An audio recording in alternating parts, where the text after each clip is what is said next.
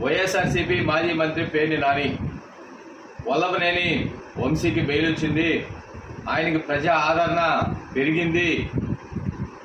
Bail వచ్చింది కూడా ఏదో ఒక విధంగా క్యాన్సల్ చేయించాలని కూటమి ప్రభుత్వం శతవిధాల ప్రయత్నించింది. కానీ విఫలం చెందిందని చెప్పి ఈరోజు ఈయన కళ్ళబుల్లి మాటలు మాట్లాడుతూ ఉన్నాడు.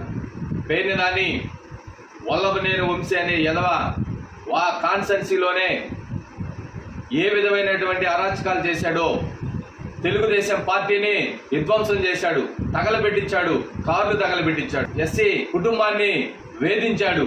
అదేవిధంగా వాళ్ళ కాన్స్టిట్యున్సీలో ఫేక్ దొంగ పట్టాలు పంపిణీ చేశాడు. 11 కేసుల దాకా ఆయన మీద రిజిస్టర్ అయితే ఈరోజు బెయిల్ వచ్చి ఉండొచ్చు. కానీ చట్టం తన పని తను చేసుకుంటూ పోతుంది. ఈ రోజు కాకపోతే రేపు కూడా మళ్ళీ కూడా అరెస్ట్ చేస్తారు.